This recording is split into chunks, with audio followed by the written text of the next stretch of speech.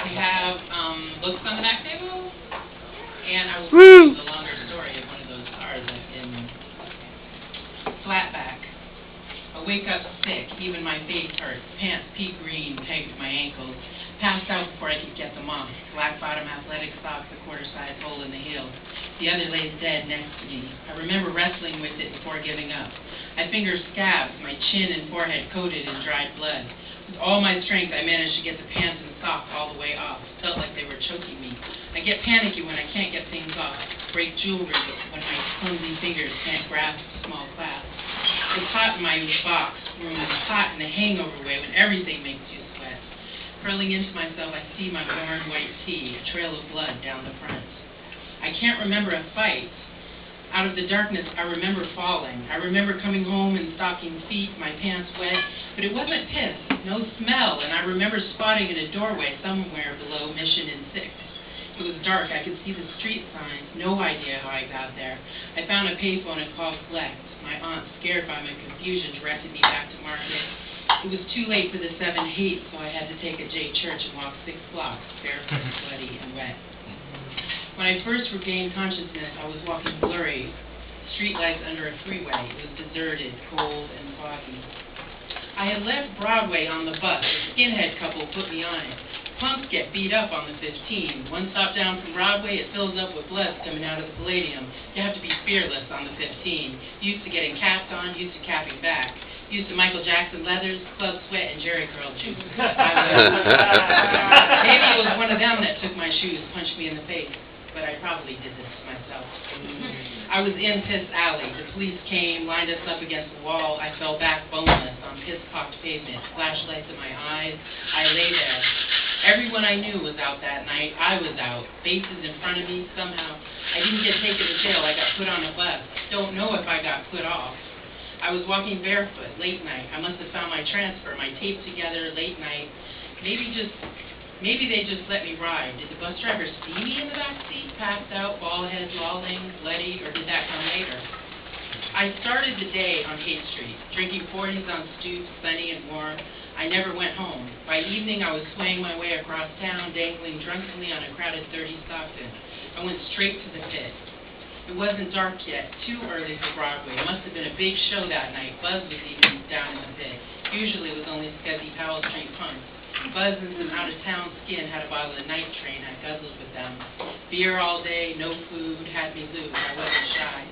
Jose showed up with a bottle of vodka. I tipped it straight up, drank half the bottle, fell on my ass. Sometime later, I was climbing up the broken brick back wall. What remained of the International Hotel was a pit, where homeless like Spider lived under the sidewalk, where we could drink without the cop's hassle.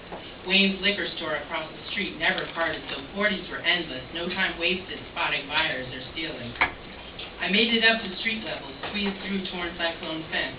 I stumbled, a heavy leaf in the wind, then arms out I fell all the way down. Punks cheered, Delphi said I could fly. Everyone laughing, smoking, passing bottles and bum cigarettes.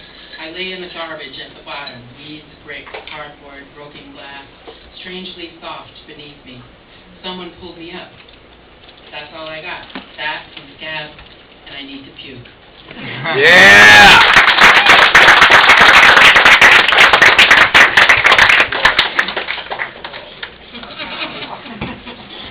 I will read the title piece every other week, which first appeared in Milvia Street Journal.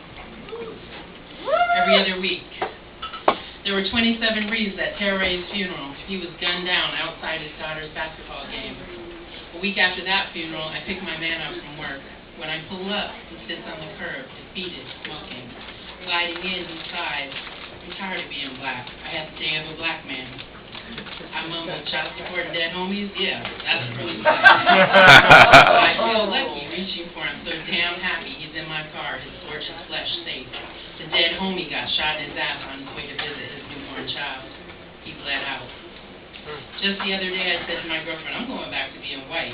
White people don't go to funerals every other week. Every murder on the news isn't someone they know, the cousin, husband, child of someone that we know. Like TK, who had a full ride, would have just left for college in the morning. Plane ticket sat on the dresser, bullet pierced the car, his chest, his family. Or my neighbor, Darius, proud at 18 he could write his name. He was a grown-ass man, and even though he was disabled, His mother couldn't keep him in the house anymore. On a trip to the corner store, he bought a dime bag before two unidentified men shot down and murdered Mama's baby boy. Wow.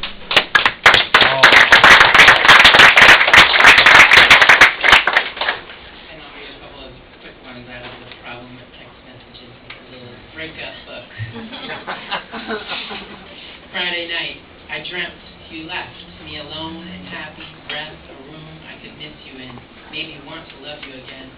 In real life, I hit you with my old frying pan, threw a chair and pulled a knife, threatened your sad and drunken life.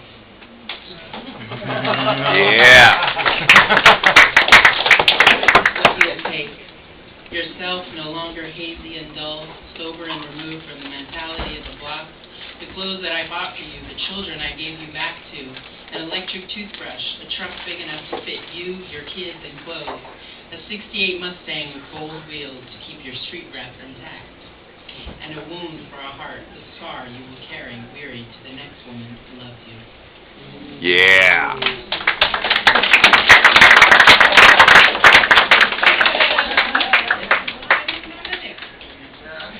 It was raining when you hit me.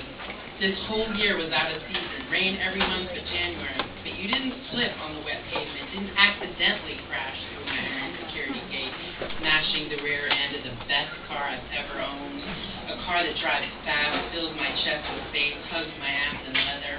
Your tire didn't skid on a piece of gravel when you pushed my car through the garage door, splintering the old wood frame, scattering shingles, backing up for a second smoking run.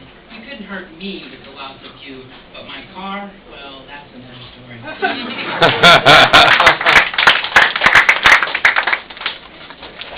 One, the problem with text messages. As soon as you're feeling like you've hatched, been released from a glass jar, breathe more than holes poked in the metal lid allowed, stretch your silk extremities into day's light.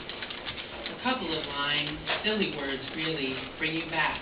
A moth, round-head pin piercing you to the wall. Dead and dusty in emotion you never asked for on Mother's Day. Nice. I'm featuring on Tuesday at 3300 Mission Street in the city, and it's open mic, so people should definitely come. All right.